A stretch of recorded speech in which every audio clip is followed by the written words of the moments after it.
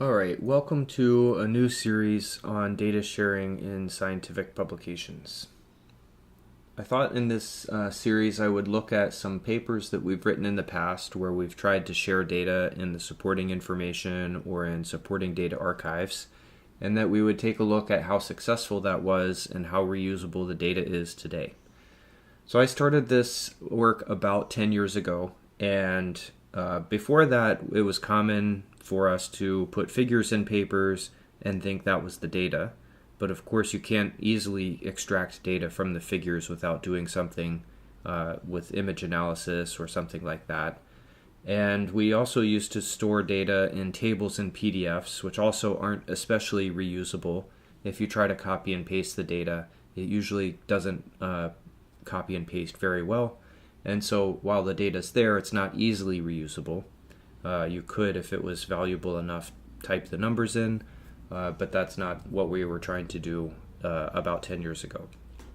So about 10 years ago, we started trying to figure out ways to use machine-readable, reusable data in our papers. And so we're going to go back in history and see how well this worked. We'll look at the different strategies we've tried over those years and see what kinds of lessons we can learn from it.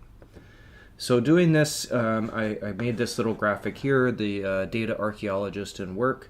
It is going to be necessary that we read the papers and see how the data was used and then figure out how we can use it in general. That's going to be the case. Okay, so all of this is going to go in a GitHub repo that will be in the video link. And let's go ahead and get started. So I'm going to do this all through my electronic lab notebook, SciMax, which is an Emacs, and use that as sort of the notebook to document what we do.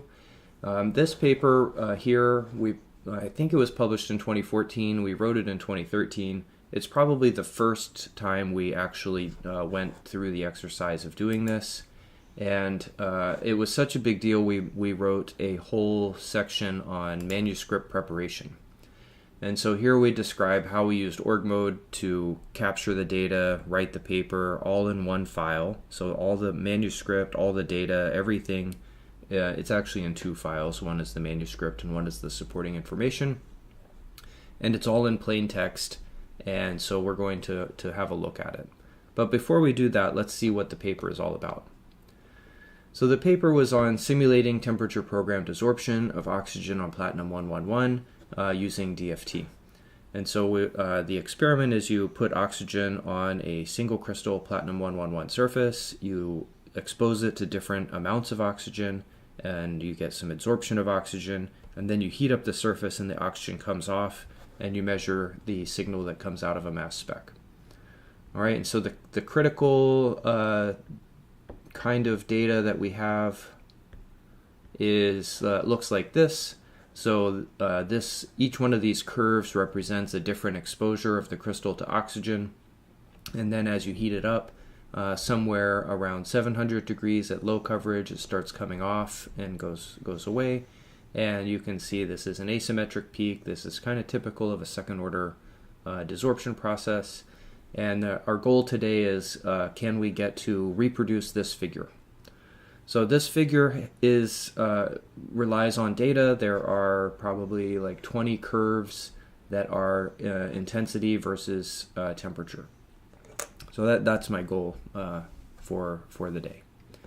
So how do we go about finding it? So first we have to find the supporting information.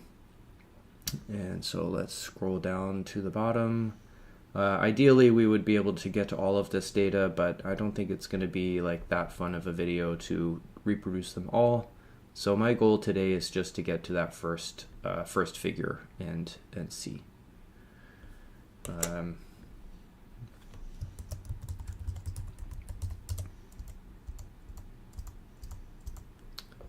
right, where is the supporting information?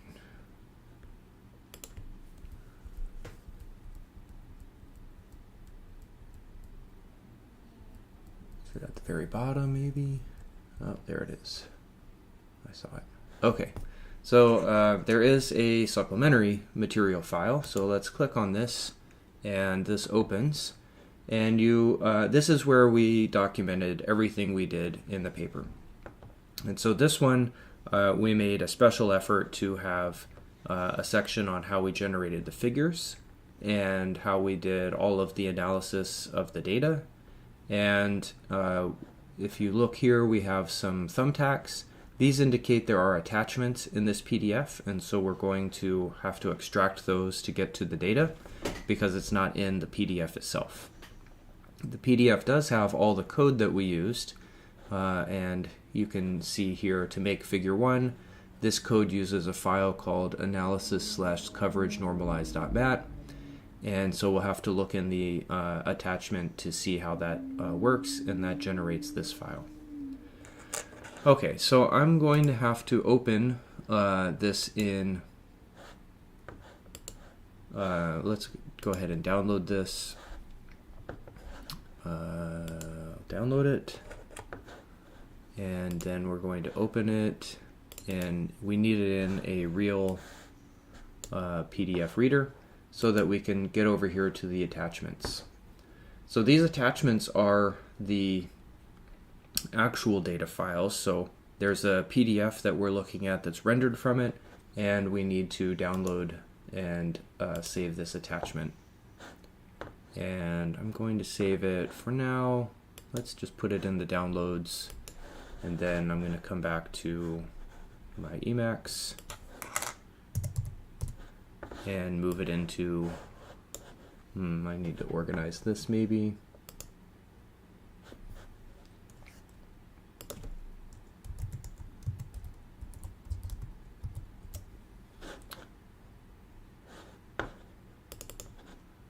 Maybe we'll just put both of these over here for now. Okay, so let's go ahead and look at what's in here.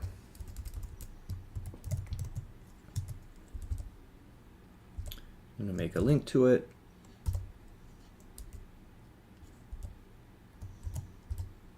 And then we can open it in org mode. So the benefit of this, certainly for me, is org mode is still a tool I use 10 years later, and we can open it in Emacs in its native form. Emacs is the primary way of reading an org file, and we can see everything that's in here the way I'm accustomed to it. So here is the code, and we have to do a little bit of reading now to figure out what needs to be done. So again, this is a benefit for me because I'm so familiar with using org mode. It's not that difficult to figure out. But you can see here this note that if we were to convert this file directly to PDF, it turned out to be 900 pages long. And so there's data in this org file that doesn't show up in the PDF. So here we can see that we need to find out something about coverage-normalized.mat because this is a MATLAB data file that is getting loaded. And we can go through and see this is the code that was used to generate it. And let's just scroll through. This is also loading another mat file.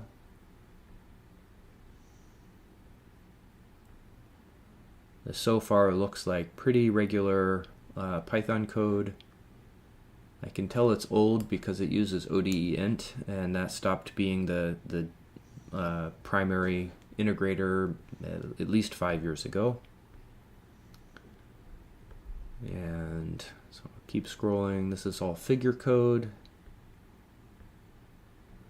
And it's not super fun to read, but it is, in theory, documentable.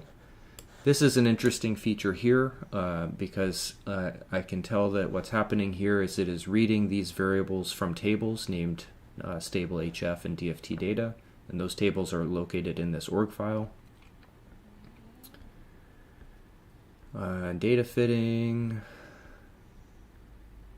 Here's code or text for how we make the files.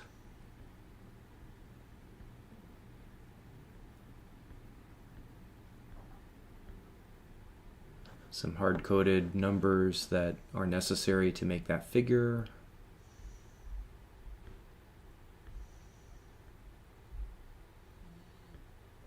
And it looks like this is where we do some leading edge analysis of the TPD. And maybe at this point we can just collapse this down and see there's a figure, comparison, leading edge, preparation, coverage dependent. Let's look at preparation of the TPD data. So it looks like what would have happened here is that we had, and we note this, we convert Excel sheets to the org tables. So the original data must have been in Excel. We did not include that here because we put everything in a single file. And this is the only script here that you can't run. I can't even run it. I don't have these Excel sheets anymore. And this was done to get the data into this shareable format. So what we do have is all of the data in these tables, TPD1 through TPD20. And these are tables in org mode that we could reuse. And in a recent talk, I showed how you could extract it with Python. But I think we won't actually have to do all of that today. We'll just do this all through Emacs and org mode because it's convenient and we have it. All right, so then here we have a script that is going to convert all the tabular data to a single data file for convenient analysis. So I should be able to use this, and it looks like here we create a mat file. And that's probably something that I could do as well. But I think today I would either choose JSON or something else. So let's see what I can do here.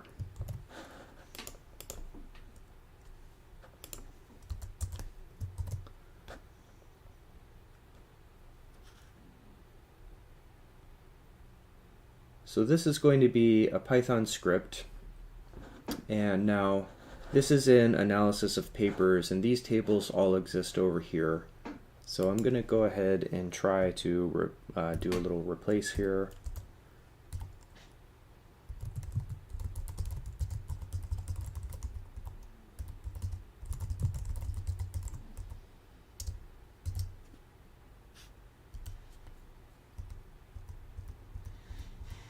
And this is going to make this sort of long and boring. But I believe this is the syntax for getting the table out. And all this is going to do then, let's stick with this mat format and see if it works.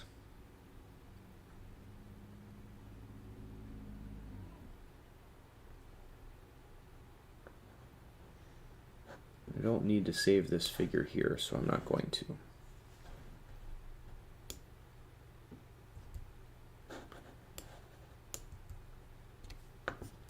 And I am going to change this from Python to Jupyter Python.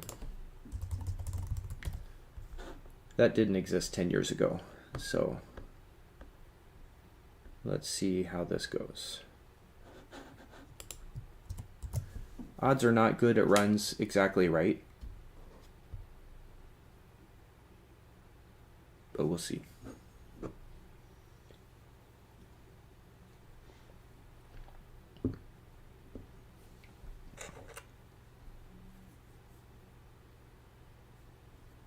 Okay, so we got some little error.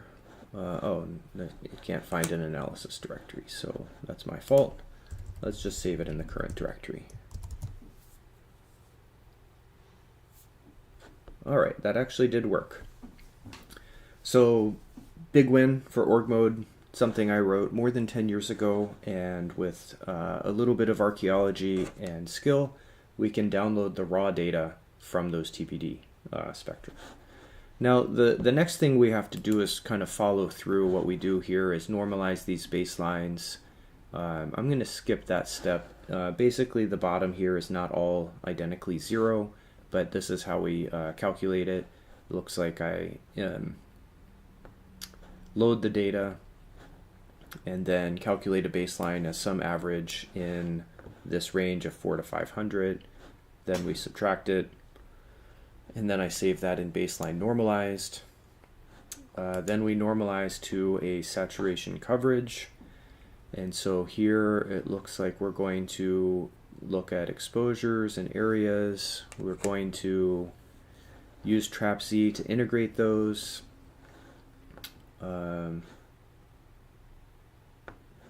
And extract some of this data, and then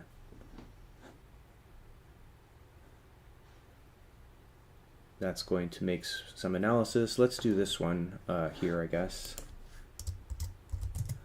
So we need to, what do we have here? Let's just load the data this way.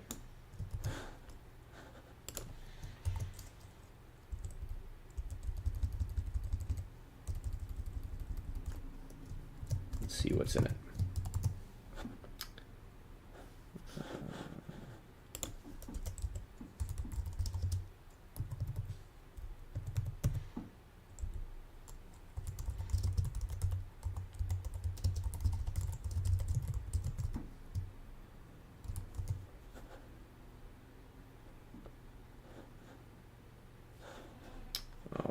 I didn't, that's what I get for skipping it.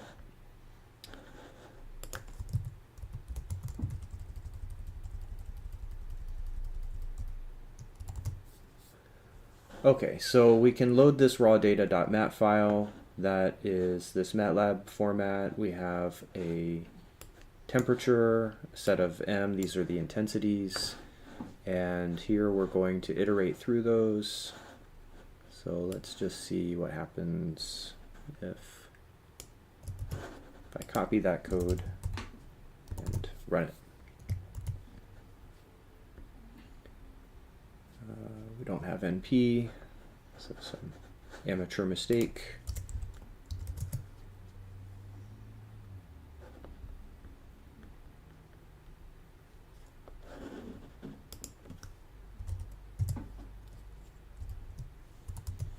All right, another error.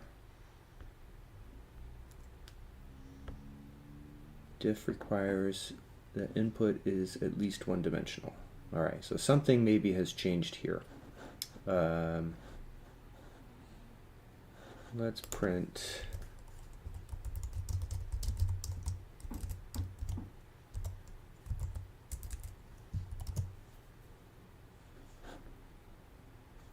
I see. So these are not right. All right, so now we're going to, let's just split this real quick.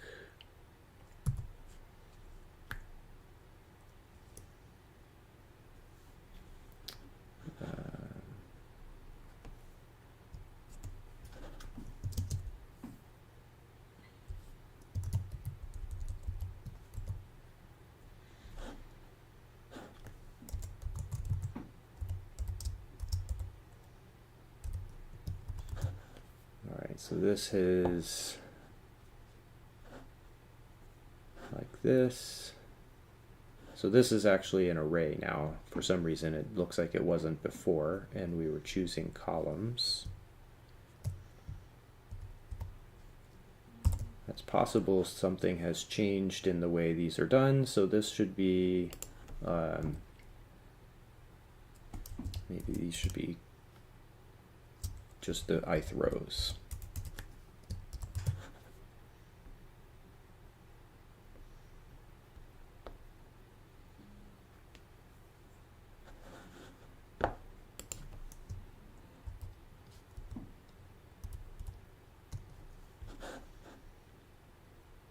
Areas is not defined. Right.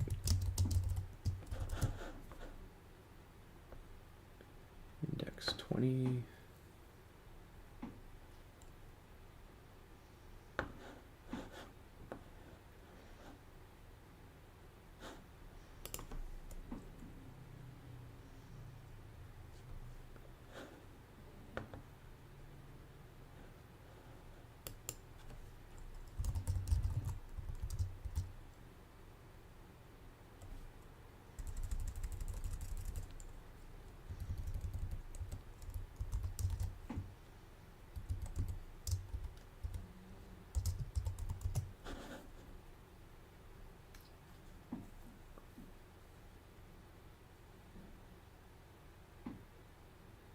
All right, so maybe I should have done this baseline correction.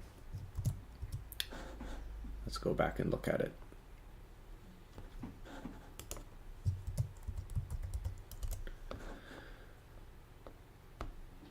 So it looks like all we're going to do is narrow this down. So let's say we do this, come back up here. So we define a T and an M. We'll get an index for this. Let's define a baseline as the average. Then we'll get a new one. This is going to narrow this down to that peak above 500. We'll get the new M. That doesn't belong there.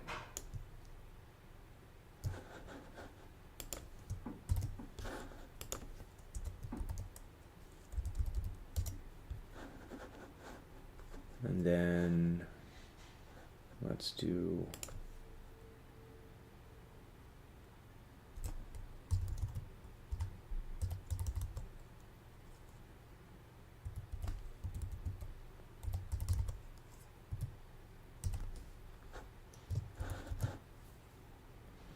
all right, that looks like it should. So this is a number I picked 1.5. It looks like here as the saturated data. And so then we need to normalize the areas so that the maximum area is equal to 0.25 monolayers. That's according to the paper. And so this is how I arrived at the area fraction. So the final step then is to take this area 1.5 e minus 5.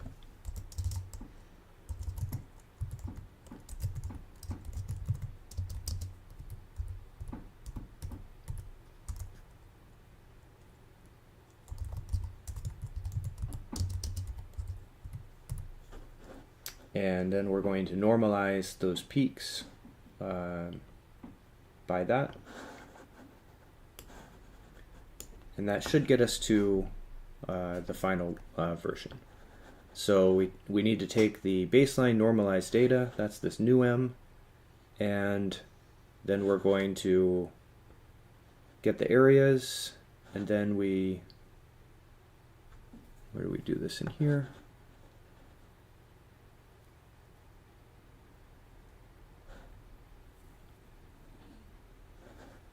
Then we normalize it by this coverage.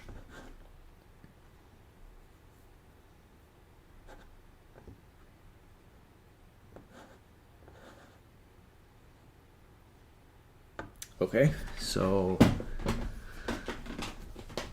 let's see, I think we can just do that all, maybe all up here.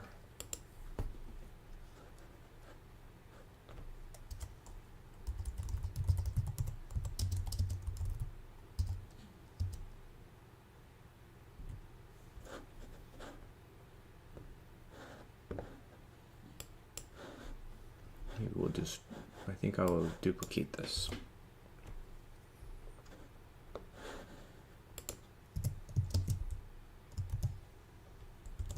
All right, let's make sure this still runs and makes that figure.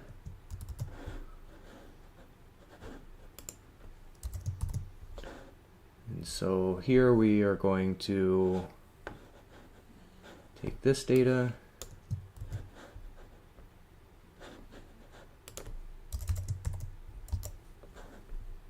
and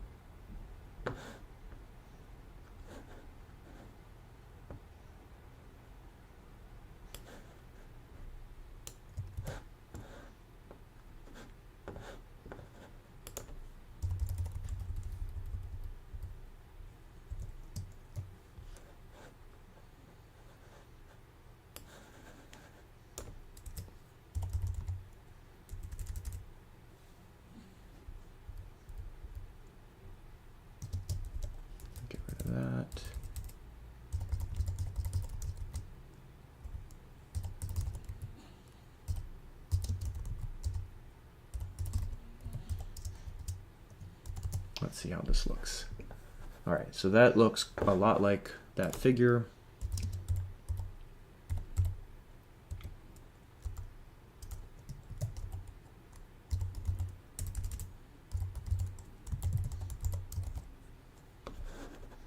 I'll just copy these over here.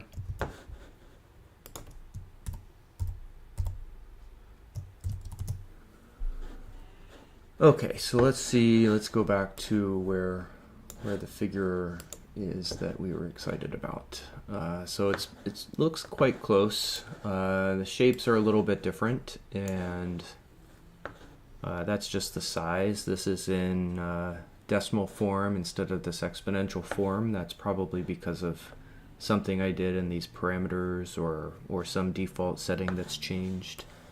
But otherwise, I'd say we pretty successfully were able to reproduce this figure from the data that was in that supporting information file. All right, so let's see, what else should I say in here? I think I'm going to try to capture some notes about what worked and what didn't work. We could now go ahead and save these back to Excel files. That would probably be more useful. You could just read them into pandas and then do pandas.toExcel or something like that, and then you wouldn't have to go through all of this. In the ACS Catalysis Summer School on Data, I showed how to extract this from Python, so it's not actually necessary to use org mode in this case since it's plain text, but you do have to have some skill at parsing data to get it out. And this is pretty simple tabular data. I wouldn't share data that was like an image this way. It's not a very efficient data format. All right, so let's see. Some other things. I want to go back to this file and find a print statement. So another thing that didn't hit me on this, but this code wouldn't actually run on my computer today. And it is runnable, it just wouldn't run in this form because you can tell that this is Python 2 because there's no parentheses on this print statement, and I only have Python 3 installed. So that's what I kind of mean by data archaeologist. This is an old version of Python that you can still read it, you can still tell what's going to happen, but probably you're not going to run this out of the box without setting up a virtual environment or running some kind of Docker image to get back to Python 2. And that's going to be a feature, something in Python 3 today is probably not going to run in Python 4, or certainly, it doesn't run in Julia or something like that later. So that's what I mean by like data archaeology, is you'll have to be able to figure out some things like that. So let's see what's in here. Let me organize this a little bit and add some summary notes. The old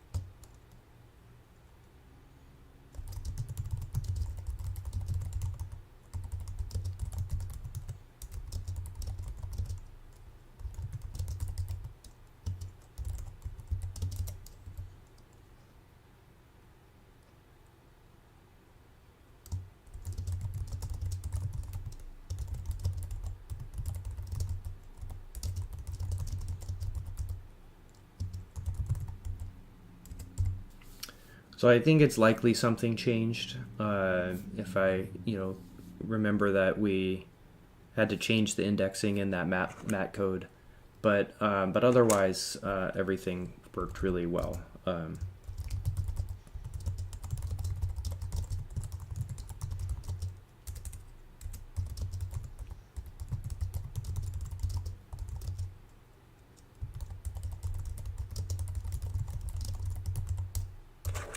So I think it worked very well to extract the org tables. I think it's pretty likely that going through this we would be able to generate these other figures and go through it. Of course, you won't know until you actually try all of them. And it's already been half an hour of digging through this to get to this one figure. So I'm not going to bore you for the rest of the day trying to work out, every single figure. Odds are not high you need every single figure or every single result. And so, probably if it was necessary, I could have picked figure 2 and just focused on getting to that. But you'll probably find reading through it that figure 2 depends on something from figure 1 since it has the experimental data in it. And then it adds the simulated data on top of it. So odds are very high that you can't make figure 2 without making figure 1. This one almost certainly is just loading some data from some tables. And this one, actually this one is an interesting one. There's a lot of data in this. So let's have a look real quick.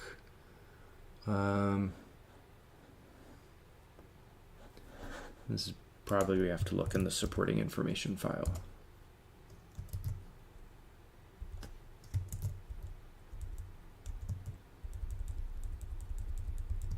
What was that? Figure 4 maybe?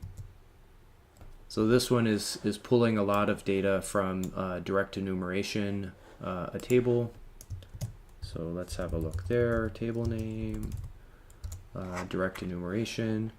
So this looks like it's going to be a quite large table of all that data that's in there. And it seems pretty reasonable that it's readable. And this is why this thing turns into like a 900-page paper if you export everything. Today I wouldn't do this. This was really a proof of concept that it's possible to do it. Today I would save this kind of thing in a JSON file. And instead of having a single file, we would upload some repository to Zenodo or Figshare. The main advantage of this is really that everything was really self-contained, and it's a proof of concept of possibility. Okay, so I think there's a lot to learn from this, and this one I'm going to give an A+ for reusability, at least in my hands, because all the data's there, it's easy for me to use, things still work. Maybe we should give it an A. I don't think we're responsible for Python changing and other things changing. That's going to happen year after year, but otherwise I think this one worked pretty well. All right, so I hope you learned something, and we'll look at another paper another day that may or may not be this